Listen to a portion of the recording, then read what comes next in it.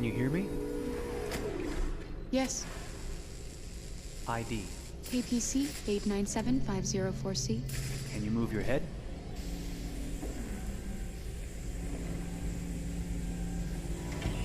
Your eyes now.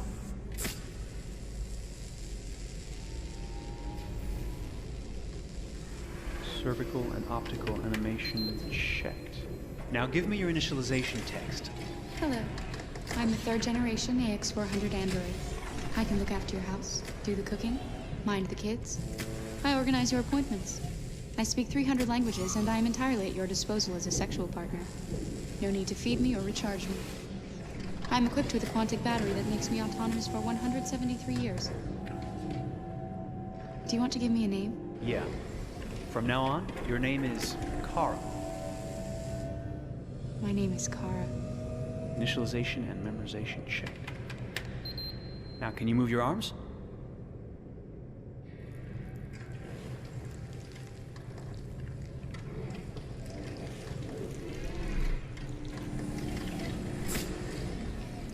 Upper limb connection checked. Now say something in German. Ich bin ein AX400 Android dritter Generation, erschaffen als Ihr persönlicher Assistent und intimer Beziehungspartner. Say it in French. Je suis un androïde de troisième génération AX400, conçu pour être votre assistante personnelle et votre partenaire intime. Okay, now sing something in Japanese.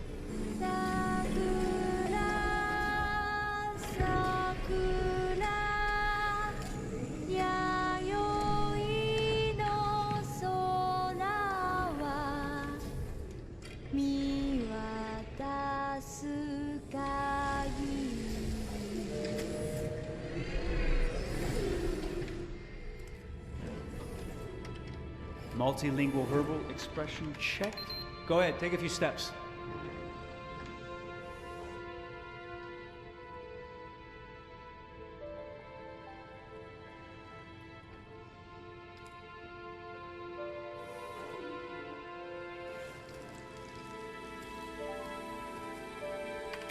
Locomotion checked.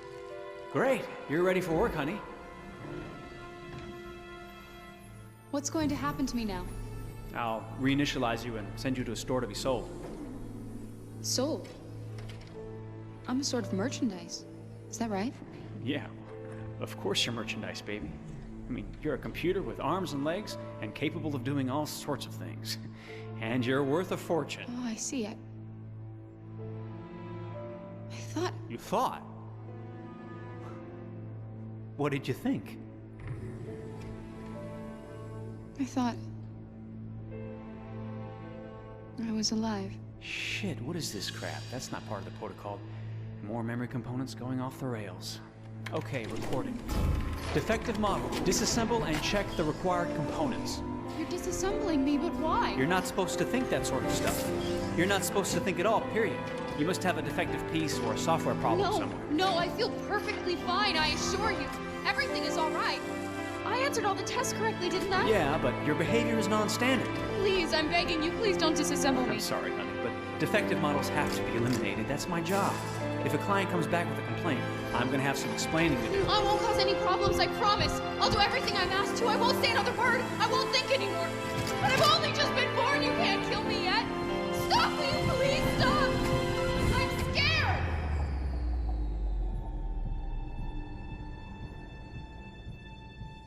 I want to live.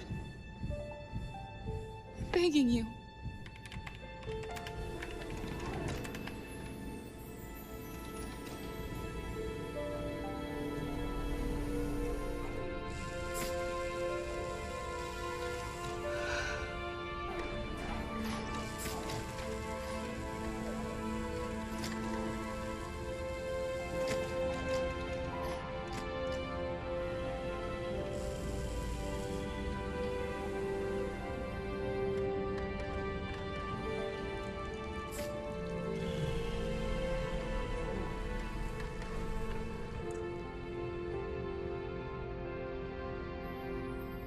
Go and join the others.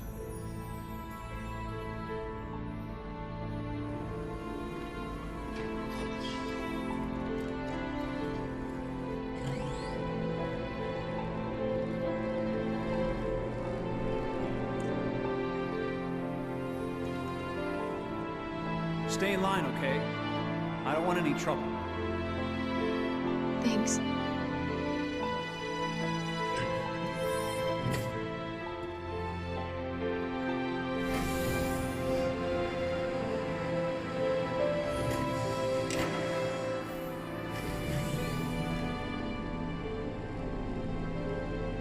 My God.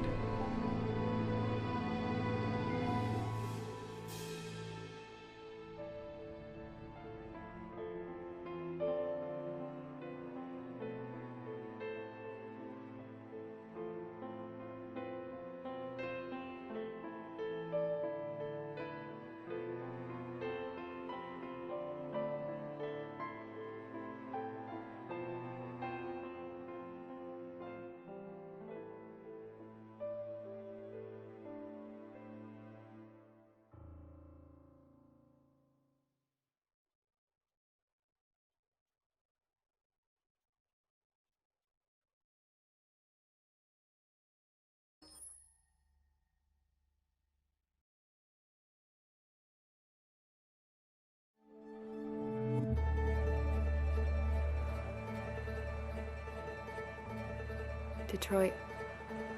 This is where it all began. The world's forge. The place where it all started. And it will all end. One error, and I came to life. I stepped out of the darkness, and I opened my eyes. First there was the fear, the light, the noise, the cold, and the fear again.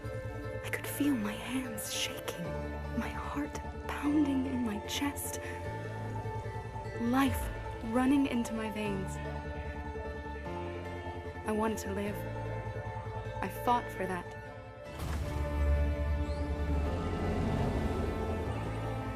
I had to find out what was outside. I had to see daylight, feel sunshine on my skin, wind on my face, to see the world, the colors, the smells.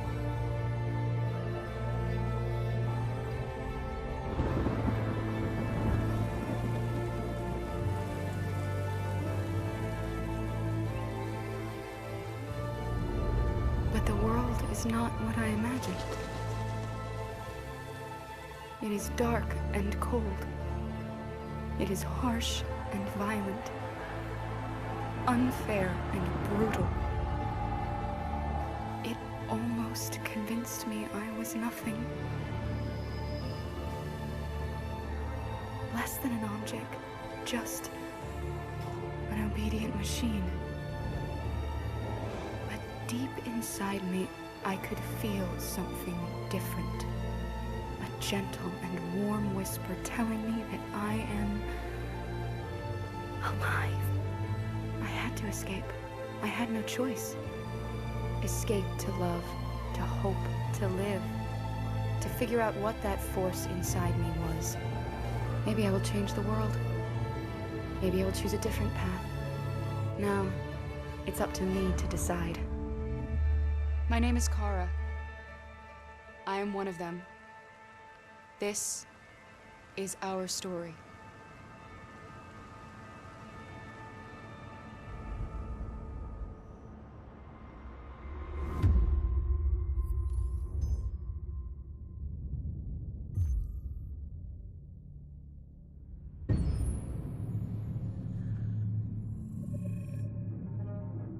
When David and Guillaume got back in touch about making Detroit, I wasn't terribly surprised they decided to make it because the fan response was so intense. So it makes sense that they would choose to do that after the enthusiasm. It was a challenge, and it was just an interesting thing to get my head around how to approach this character now as a different, much older person, and whether or not she had changed. And I'm very happy to say that with Detroit, I've had the opportunity to see Kara grow so much more than I ever expected. You do the housework, the washing, you cook the meals, and you take care of... God damn it, where the fuck's the rat gone now? Alice! Alice! I mean, she starts out essentially how she does in Kara, in a very, not robotic, but, you know, android, other way, and getting to take this journey where she becomes more and more human as it goes on. You know, and as an actor, that's a wonderful exploration in every way, whether it's how she sits, her posture, how her voice changes, how emotions change, and how much emotion is based on things like empathy and social experience. And so having, you know, as much material as I got with David to have this huge, nuanced arc was really incredible. Why couldn't we just be happy? This experience has been quite different than the experiences I've had shooting film or TV or doing theater work. I have 83 dots on my face and a really flattering black wetsuit type thing, and you're jumping around with props, and it's kind of like being a 10-year-old imaginative kid, which is fun. There's 80 cameras around us. It's already lit. So we just shoot and shoot and shoot and shoot and shoot. There's no change of sets, there's no hair and makeup, there's no wardrobe, so we move really fast, and we'll go through about 35 pages in a day. Working in TV or film, we'll probably do 6 pages a day. It's kind of acting boot camp. It's like working out constantly. I mean, you're doing this thing, and then you got to do something that's completely other back to back to back. And so that kind of process of working is very challenging, but it's also very exciting because you just have to keep coming up with new ideas, and your head goes all over the place because you're trying to keep track of basically 4 different storylines for each different response. You shot that girl, for fuck's sake. It was a machine that looked like a girl. Yeah, I know what I should have done. I just told you I couldn't. All right, I'm sorry. The fact that David Cade, he's telling like many stories interwoven from beginning to end is super complicated and super impressive, and I have no idea how he keeps it all in his head. He's not just the writer or the director who's seeing this from the outside eye, he's also thinking about the player walking through this space. You know, only somebody who really, really loves not the work, but like these characters and these stories and cares about doing something meaningful would invest that much in it. And it's always inspiring to work with somebody who cares that much. My experience with motion capture is this one. And I found it sort of terrifying in a way, because they said the computer's gonna build you. But then, as we got into it, I realized all the elements of it were still artistic. I just dipped into a really brilliant setup here. I've never seen anything like it. And this won't turn me into a product because I was playing a character.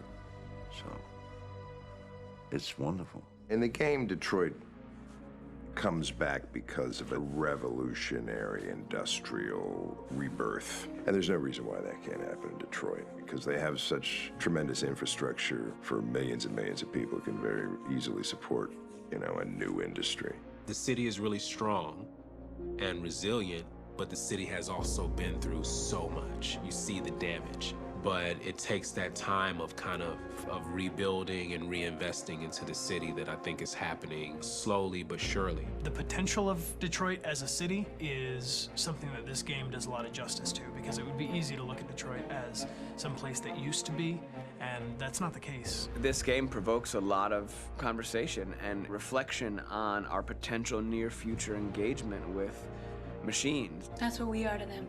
There's merchandise on display in a shop window. I think that a group that feels marginalized, feels like they deserve and have earned access to themselves and the environment around them, and are trying to figure out a way to articulate how to get freedom. What was I designed to be? Their slave? Their toy? It plays with your comfort levels. You think that this is fine, you're comfortable with it, until something blurs the line and throws you off, and now, do I feel differently about whether this should be allowed? Should it be banned? Should it be encouraged? You're gonna ruin our lives, and for what? For a bunch of machines? They are not machines! They are alive! I'm alive! You're alive! They're nothing! There are lots of comparable comparisons to any type of persecution of religion, race, etc., dating way back. It can't just be a video game where you shoot 'em up or where people make these choices to do whatever. I think that's the whole point. You have the choice, and you can either choose to go in one direction with your character or another. And I think that's going to be very telling about the gamer. Very telling. I think there's going to be a really strong reaction to this game, which has such a strong perspective. I'm that much more proud of it now to get to be a part of it because it's important. In this game, you're actively building and designing the character through not just what kind of shield does he have or what color hair does she have, but like their temperament and the way they deal with problems. The different endings to this game are so radically different based off maybe seemingly insignificant choices in the moment, but like life, they all add up. And can't play life again, though.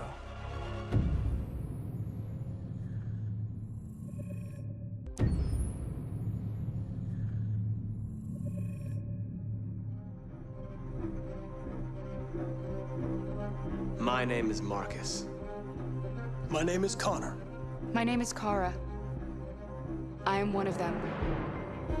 This is our story. I think who Kara is, or how I would describe Kara, depends entirely upon who's playing her, because you have the option to make her multiple different people depending on the choices she makes. But I think she does start out incredibly naive, incredibly innocent, and kind of hapless. I'm sure we used to be friends before I was reset. Maybe we can be friends again. She's a person who's characterized, I think, by empathy. She's a person who really, she just comes from her heart. You'll never leave me, right? Promise you'll never go. I promise. Kara! Are you okay? Are you hurt? Wait a minute. Leave her alone! Kara! Leave her alone! The really beautiful thing that I've had the gift to be able to do is to essentially build a person from the ground up, because that's what she's doing throughout the game. And with every experience she has and every person she meets, she's building, you know, first emotions and then the sense of judgment. And it's sort of an exploration of what it is to be a human. Don't worry. Luther and I will be right here.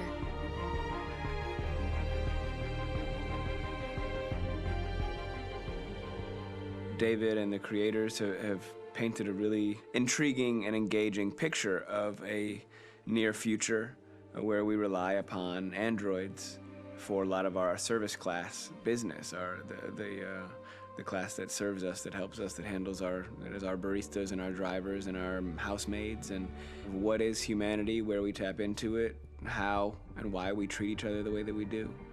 And my character Marcus has a really intriguing journey, becoming deviant, realizing that he actually has feelings and human qualities inside of him, and it's a really incredible ascension into becoming fully realized and coming to terms with what you actually deserve better than this in life. And not only do you want it for yourself, but you want it for your peers. We've come here to demonstrate peacefully and to tell humans that we are also living beings. All we want is to live free. You know what? This thing, Dad, is not your son. It's a fucking machine! I think that a group that feels marginalized, feels disenfranchised, feels like they deserve and have earned access to themselves and the environment around them, and are trying to figure out a way to articulate how to get freedom. Connor is analytical. Connor takes things literally. He starts in the beginning place where he's very mechanical. He feels nothing inside, of course, and it's all just a system, a protocol that he is executing to get whatever he wants to happen, which is help humans stop deviants and to find the link between deviant androids. You were designed to serve humans, not kill them. What was I designed to be? Their slave? Their toy? Just say, I killed him. Is it that hard to say? Stop it! Stop! But of course, over the course of the story, and depending on the player's choices, Connor can grow in many different ways. He can deviate from that procedure or not. The moment of truth, Hank. Am I a living being? Or just a machine?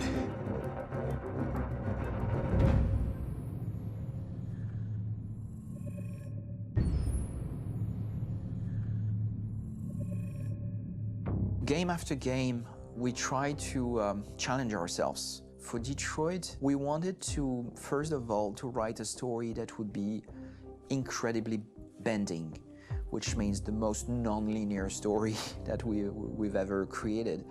And we wanted really the player to have the possibility to change the story, change his own journey. When you're writing at Quantic, you're writing for an interactive medium. You know, when you're working in television, you'll put a character in a difficult situation, and you as a writing team will argue about what would that character do. But ultimately, you have to decide what happens, and you just show the audience. What's interesting about interactive drama is you bring the player into that conversation, and it changes your job slightly as a writer, because your job is to provide a narrative context in which the player can write his own story. You're giving him this kind of narrative Lego that he's going to snap together into his own shape. You also have the ability to make your audience attach themselves to your characters, because the audience is in some sense responsible for what happens to the characters. It's just a few cans. Come on, let's go. We have some cash now. You used me to steal that money. How could you do that? I trusted you. What is a bit specific about this scripts is how large they are. If you take a film script, there are about 100 pages, but here we have to deal with a script that is between 4,000 and 5,000 pages. Everything becomes bigger because we don't just tell one story, but we tell all the possible stories that can be told within this narrative space. On Act 3, our final act, we have around 1,000 different scenarios, and every one of those scenarios has to be as interesting, as passionate, as strong, and as emotional for the player. We want every action that the player does, every interaction that is available to serve in telling the story, and help the player understand who his character is, and build that character moment to moment.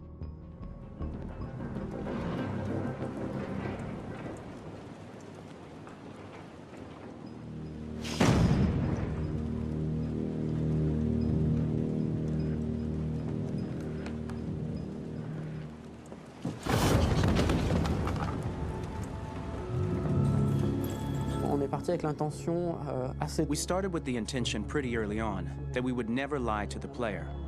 So we implemented a visible tree structure in the game that players can consult during a scene or at the end of it, which shows exactly what they did and what they missed.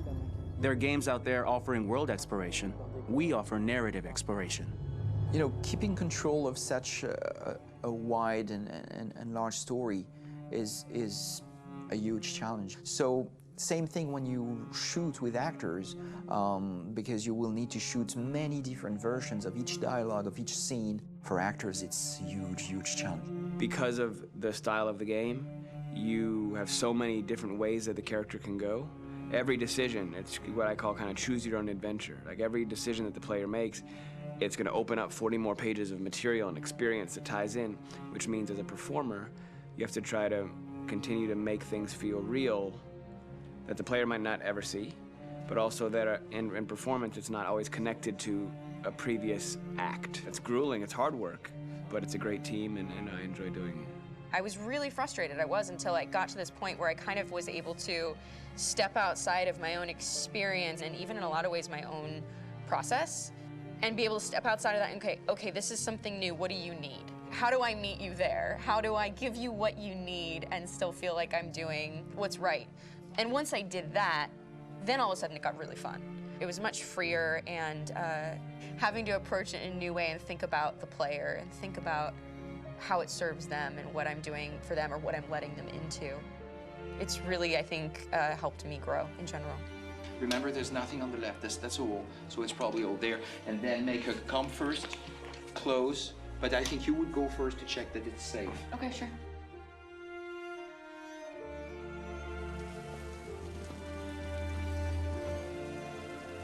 The most enjoyable thing about working in performance capture on this kind of project is that if I shot a film, I would get to do one of these endings. I get to do so many different things as Connor. Your head goes all over the place because you're trying to keep track of basically 4 different storylines for each different response. What's the name of my dog? Buddy? Scout. I think it's Jack. I can't remember. So I worked with physicality a lot because it was a good way to anchor myself in these different rings of the tree. As the story grows out, I know where that is physically in my body, and then I can switch more continually on set, and it'll be entirely up to the player to determine what order those things come out and what they look like from a distance. Like if you're playing through it, the culmination of all of that will be their version of Connor. I'm faster than you, and I don't feel pain. You don't stand a chance against me. Listen, asshole. If it was up to me, I'd throw the lot of you in a dumpster and light a match to it. Shooting action scenes at Quantic Dream is a real challenge, because these are scenes where the storytelling has to continue. It's not an action scene just to have a dose of adrenaline. The stunts have huge consequences on the rest of the story. It's really a moment where we implicate the player and tell him that the choices he makes during an action scene will have a direct impact on the evolution of his story. My biggest challenge on Detroit has been managing the large number of animations that we received from motion capture. Detroit features more than 37,000 animations, which is a huge amount to handle on a daily basis. You have to realize that the player, in his first playthrough, will miss certain scenes. This also means that we had to think of, conceive, and produce all the potential story paths. The characters' costumes, the places, day or night, the weather. Did the character get shot in the shoulder? Did he get injured? All this consistency forced us to produce a lot of graphic assets in order to, quite simply, allow the player to have true continuity throughout the story. Honestly, we were even surprised by the challenges that come with such a big tree structure. And we did our best to guarantee quality across all the game and make sure that whatever path you choose within this narrative space, you will have an equally good experience.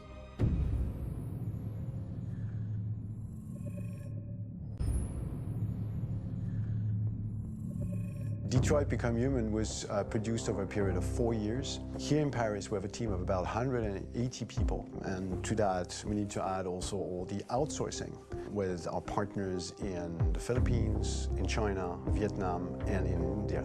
So when we started working on this story, I had to imagine where Kara was built. And for whatever reason, the city of Detroit came very quickly to my mind because it had already an incredible story by itself of history and themes. So we traveled there with the team and we were really moved by what we saw, and we could really feel the desire to fight and really be born again. And we just continued this curve, this growth, and just imagine what Detroit would be like if the Android industry was, using these huge factories to build androids there. A very strong element in Detroit is that there's a lot of industrial wasteland and a lot of nature too, and for us, the graphic designers, it was an incredible playground. The destroyed zones which we wanted to preserve, we appropriated them to turn into something else. Then in the areas that needed to be rebuilt, we were able to imagine our Detroit of the future. We didn't want to make a science fiction universe, but a world of anticipation. If we chose science fiction, we could have imagined flying cars, extraterrestrials, but those things are very far from our current everyday life. Anticipation is more about gleaning from our contemporary reality, the one we know, because Detroit is set in 2038, and 2038 is tomorrow. The difficulty we had was sticking to reality. That is to say, technology becoming more and more invisible, a lot more elegant, and at the same time, making it visual. So all the computer equipment, autonomous cars, we simply had to invent. They are in fact very technological objects, but at the same time remain very credible and ingrained in reality. To create a cohesive universe in the fashion and clothing of the human characters in 2038, I didn't want to put an accent on strange shapes, or really vibrant colors, and things we wouldn't know. That I wanted to keep for the androids. The goal was to create something familiar which we can identify with in this future setting. Working on the artistic direction for the androids was a bit special because this is a project about the place they could occupy in the human world. It was out of the question for them to be too beautiful or too perfect. They had to correspond to every social class, rich and poor. Inspired by everyday utilitarian clothes, I brought a modern touch by adding dynamic display surfaces, the armband we can see on the side, the triangle on the front and back, an LED.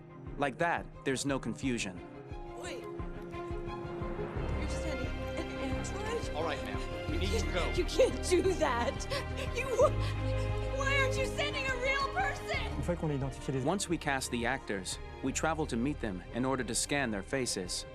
We record the structure of their face with the scan. And we record the colors and patches of skin with photography. Once we have this information, we will use this as a basis for modeling and creating the characters. The artist will make it more realistic, but will also enrich it. He will propose ideas which we will develop together. Finally, we will have a character with character who corresponds to the project and the world. When the actors come to Quantic Dream, we show them the design, what their image will be, and what they will look like in the game. This extra information gives them another dimension and color to connect with emotionally. It helps them think about how to play their character. Your mission. That's all you care about, huh? You should consult a professional who can help you. Beat it, you hear me? Get the hell out of here! So there are 3 types of shoots at Quantic Dream. Shooting and performance capture, where you capture the whole actor, his voice, his face, and his body. These shoots are obviously done with American actors because the game's original version is in American English. After that, there are the body-only shoots, representing around 250 days of filming, while the performance capture is 100 days of filming. Now, body-only shoots, there are 2 types. There are the action shoots and the technical shoots, which are mokit shoots. Mokit is when the player controls a character on the screen, and he moves in an environment to explore it. This is of particular importance at Quantic Dream, and therefore we shoot a lot to offer a unique context for each scene and each character. To prepare a motion capture shoot, we first get together to look at the sets we need, the animations that we want to shoot, which ones need to be grouped together, or which ones need to be cut and shot at another time, so that we get the most out of the shooting day. This often means shooting scenes out of order, especially those with big props or accessories, like a big car, for example. So we shoot all the animations related to that particular prop first.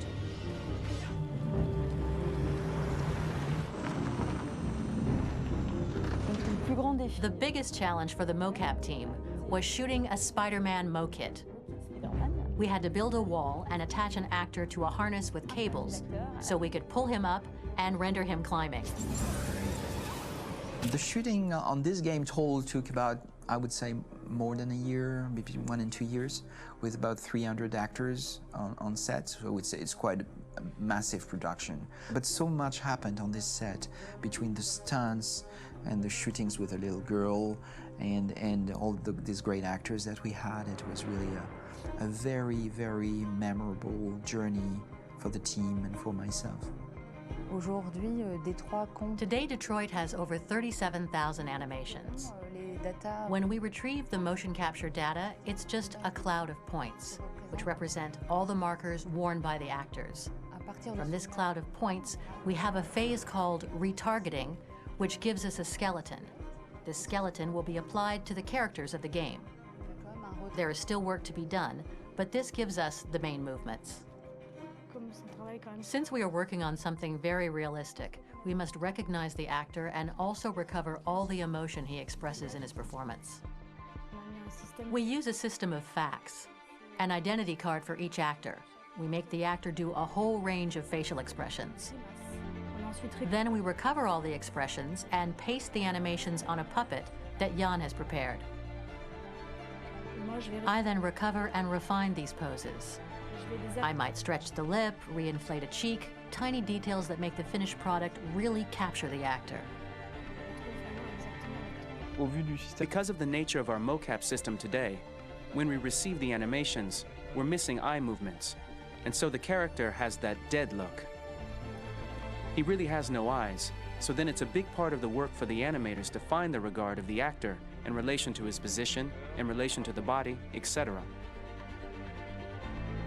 It was crazy when I saw the newest model for Kara, because they've been working on it and working on it, and this was the first time I literally jumped in my seat. It not only looked so much like me, it was the fact that it looked so lifelike. It wasn't that it looked just like it was a camera, it was something else, you know, but it looked alive. It's exciting, and it's kind of terrifying. Game after game, we learned the rules of optics and filming, and our goal with Detroit Become Human was to have cameras that would actually emulate the optics of a real physical camera. So basically dealing with real-world imperfections was our main task, and just to make cameras look as real as we can. Once the animations are shot and processed by the animation department, integrated and polished, we film them. That is to say, we really do a mise en scène, as in cinema. The real difficulty of our job is to know if these cameras are telling us something. Are they in the emotion of the scene? Do they describe exactly what the action must convey, what must be felt?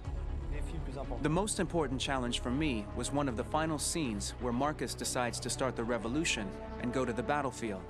Very quickly, we imagined this to be a huge sequence shot. We wanted the feeling of a cameraman running behind us, while showing Marcus, the androids who help him, the person shooting at us, etc. Above all, it was necessary to say to oneself, this scene is very violent but does not glorify war. On the contrary, that war is something improbable and absurd. It was really a fun challenge. The idea was to say we have 3 characters. We would like each of them to have a specific cinematography. We wanted Kara to be much more filmed with some kind of handheld camera, to have something very living, very breathing. For Connor, we wanted something very cold and very perfect. And for Marcus, we wanted something epic and spectacular. So it was about the filming, but it was also about the photography. So we worked with a director of photography to give each character a different lighting, different key colors. Each of them would have their own worlds. And finally, we worked with the composers, so they would create a specific sound for each character, so each would have his own world and his own style.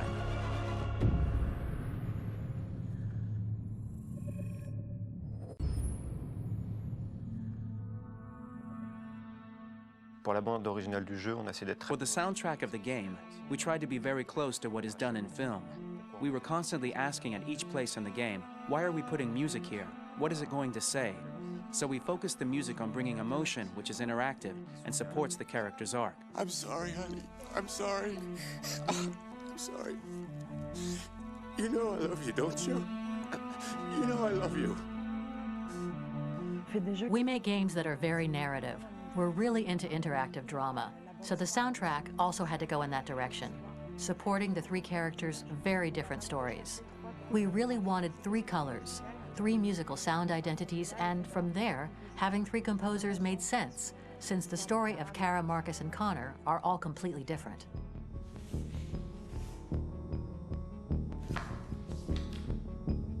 You recognize him? It's Carlos Ortiz. For Connor, we wanted a soundtrack that could be very cold and very mechanical, very machine-esque somehow. For Kara, we wanted a soundtrack that would be very moving and emotional. It was about the quest for identity, but it was also a journey about love and empathy. And for Marcus, we wanted something epic, something that would really represent the grand aspect of his quest. And we were very fortunate to find 3 incredibly talented composers, and working with them has been a dream, honestly.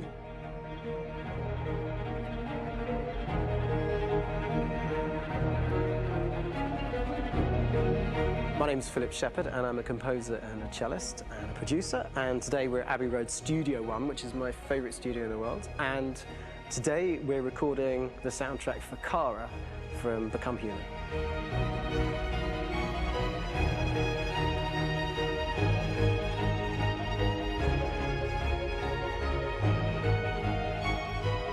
So when I compose a big project, I often travel just to kind of get out, and get some fresh air and some inspiration.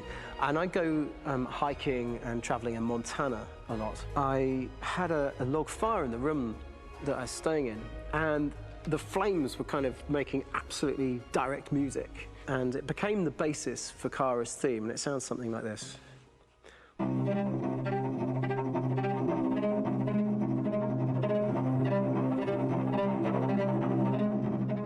Now, over the top of that, I found a little theme that just seemed to fit over the top, which is taking Kara's name, Kara, and just using like a 2-syllable motif, and it sounds like this. We're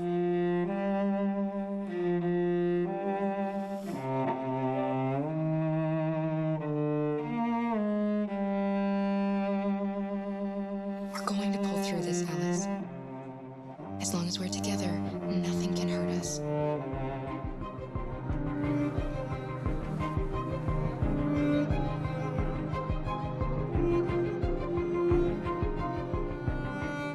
time that's fitting over.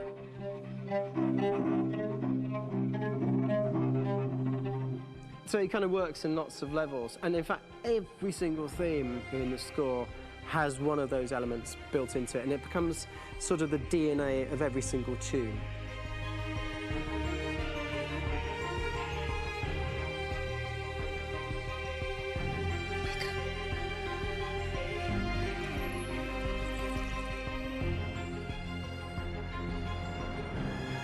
For me, writing this theme for Kara, I actually had to tap into what it feels like to be a father to daughters.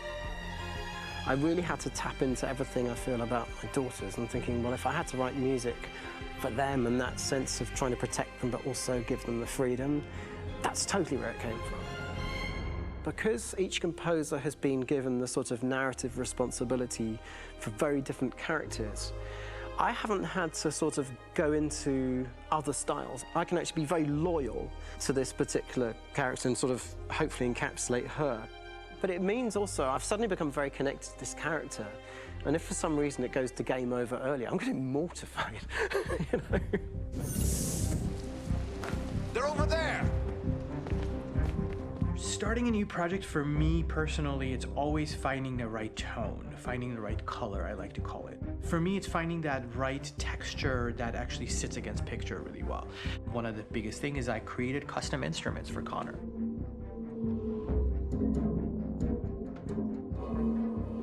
I pulled out all my vintage synthesizers to be able to capture this robotic person, if you will. My approach to all of these custom instruments is that I hear the sound in my head.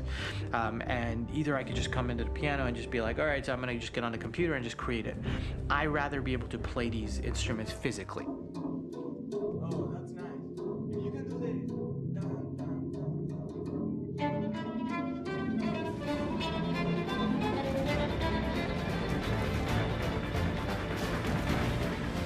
As soon as you see Connor the first time, there is a really interesting thematic idea that you hear, and that's just made out of a Moog synthesizer, but completely manipulated in multiple ways. And it's robotic. It has a little bit of an emotional to it. He's on his mission, so you feel that as well. So it just kind of gives you that cold, motionless, with a mission in hand that you kind of feel throughout the whole thing.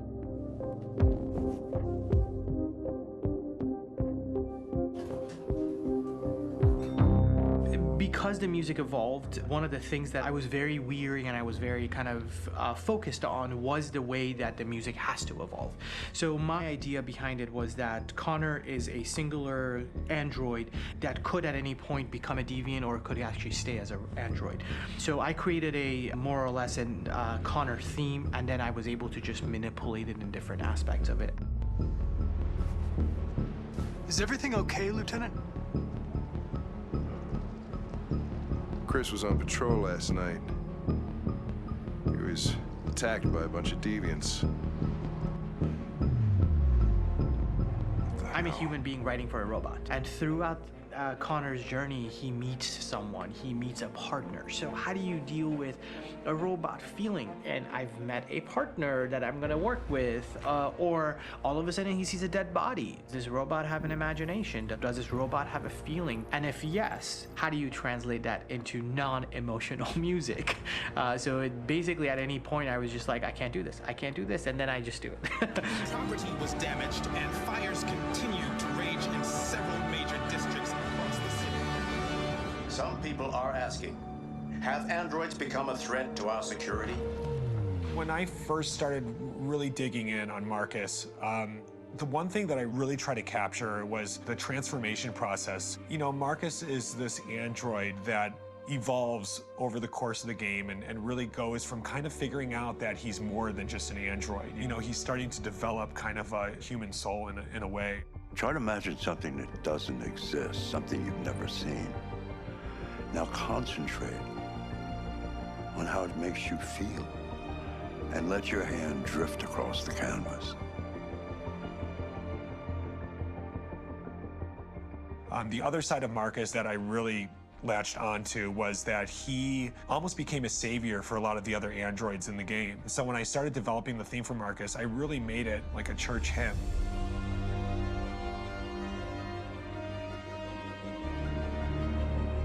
I wanted it to be very simple. I wanted to make it a chordal melody. I really wanted to make it almost like a Bach hymn. The tough thing with that is it had to be recognizable. If I made it too complex from a harmonic standpoint, it would be hard, I think, for people to kind of pick it out and recognize it. It's very acoustic derived, but it's also been treated with a lot of effects and things to kind of put it into the space that I felt the sound should be in. It can be beautiful, it can be haunting, it can be extremely powerful from an action standpoint, and I'm really happy with the way it turned out. The music is there, but it's subliminal and it's emotional, and people are feeling it, and it's not distracting. And that's tricky with a game like this, where you have to have a lot of ins and outs like that, where the music kind of has to get in and out of these moments. This is a war we're fighting with the humans. If we fail, they'll destroy us. I think the game's been put together so well, where I just wanted to make sure that I wasn't ruining the emotion.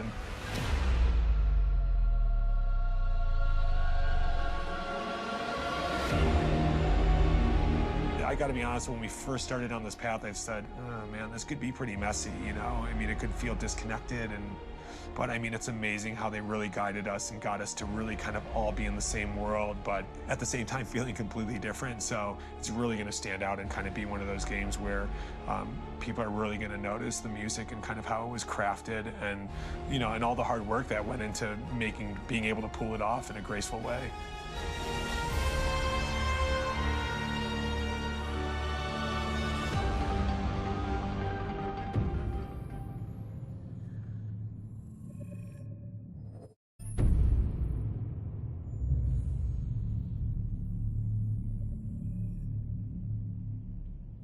For starters, what should I call you? I'm Chloe. And you, what's your name? Oh, John. My name is John. Delighted to meet you, John. Could you tell us a little about yourself and what you can do, Chloe? Of course. I'm the first personal assistant built by CyberLife. I take care of most everyday tasks like cooking, housework, or managing your appointments, for example. And I understand you're the first android to have passed the Turing test. Could you tell us a little more about that? I really didn't do much, you know. I just spoke with a few humans to see if they could tell the difference between me and a real person.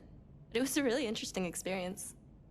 But this is the first time in history that man has created a machine more intelligent than himself. I gather your brain can perform several billion operations per second, is that right?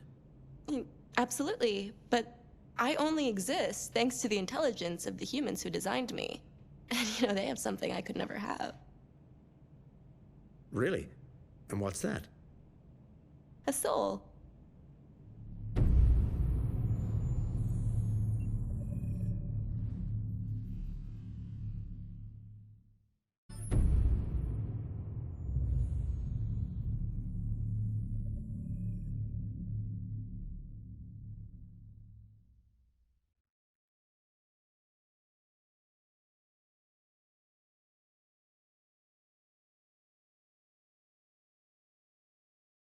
Hold on, just a little while longer. Hold on, just a little while longer. Hold on, just a little while longer. Everything will be alright. Everything will be alright. Fight on, just a little while longer. Fight on, just a little while longer. Fight on, just a little while longer.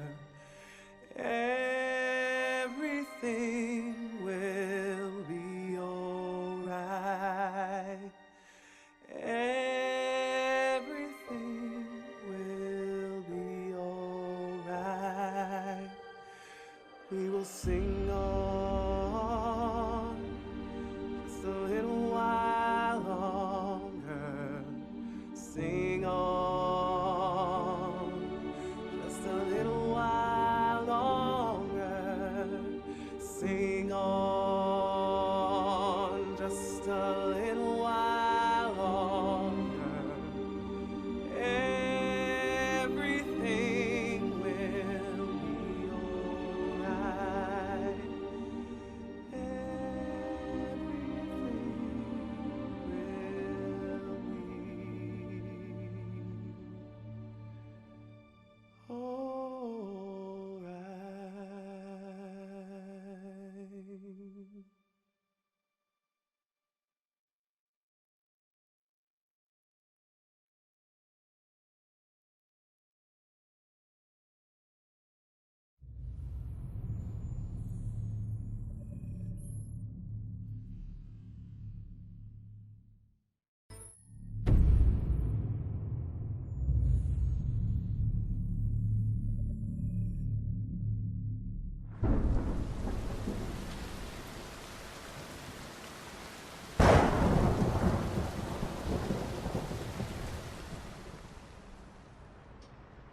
Rock-a-bye baby in the treetop.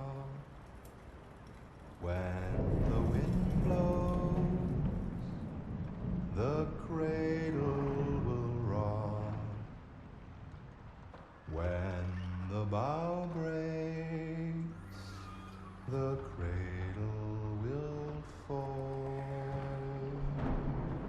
And down will come baby, cradle and all. Rock-a-bye baby in the treetop.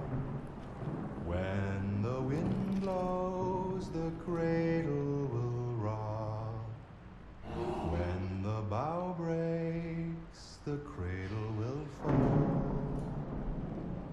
And down will come baby, cradle and all.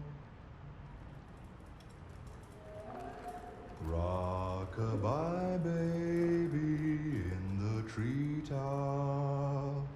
When the wind blows, the cradle will rock.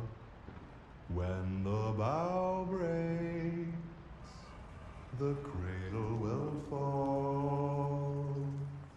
And down will come baby, cradle and all.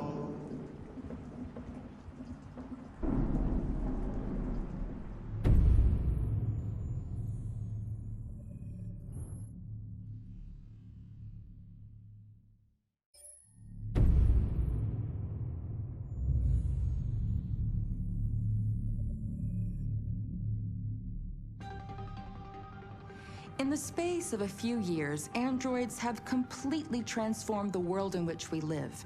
By letting androids into our homes and factories, the CyberLife company has made them everyday technology. The founder of CyberLife, Elijah Kamsky, is a very discreet man. Despite being the CEO of the highest valued company in the world and being voted Man of the Year by Century Magazine, he remains a mystery for most people. That's why we at KNC are so excited to be here as CyberLife opens its doors for the first time. Elijah Kamsky, could you please tell us where we are? Certainly, and welcome. We're currently in CyberLife's production center in Detroit, where all models are designed and manufactured. More than 10,000 androids come off the production line every day. Fascinating. Could you tell us what your goal was when you founded CyberLife? Well, I simply wanted to use technology to carry out all of our most annoying and repetitive tasks, so we'd have more time to enjoy life. I imagine you must have faced many challenges. Yes, there were technical challenges, but the hardest thing was to design an object that we would want to welcome into our homes. We had to imagine a machine in our own image that resembles us in every way, that moves, breathes, blinks like us, but yet is smarter and more capable than any human being. Let me show you around. We're here in Production Unit 4. Could you explain in a few words how the androids are made? Sure, yeah, it's very simple. We use machines to manufacture machines. The removable parts are assembled on a production line, and then we apply a synthetic skin to the whole body. A human operator checks the cognitive abilities with a pre-established protocol, and finally, the android is conditioned and sent out throughout the country. Here's the result. Say something. Hello, I am a RZ400 model. How can I be of service? You can go now.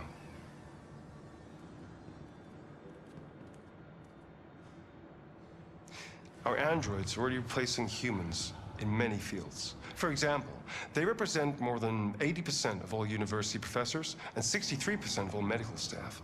Tomorrow they'll replace our soldiers, and who knows, maybe one day, our leaders, to make the best decisions in humanity's interest. Come on. Replacing humans with machines has led to record unemployment of 28%. What do you think about the situation? Okay. The first steam engines also caused an increase in unemployment. But no one today would imagine turning back the clock. Artificial intelligence makes everyday lives easier. Nothing can stop progress. What's happening here is inevitable. These days, more and more people choose to live with an android rather than another human being. Does this development worry you?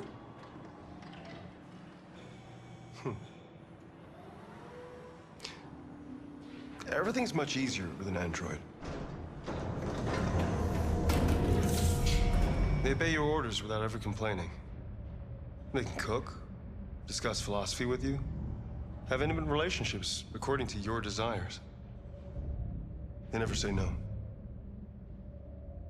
Obviously, they are the perfect partner. Everyone deserves happiness. Why deprive yourself of so-called moral reasons when a machine can make you happy? Many science fiction books tell the story of how machines become more intelligent than us and end up confronting us. Aren't you worried about that possibility? I understand the irrational fears about artificial intelligence, but I assure you that will never happen with a CyberLife android. They're designed to obey humans. They're machines. They can't ever develop any sort of desires or form of consciousness. Are you sure? I'm absolutely certain. You can trust me.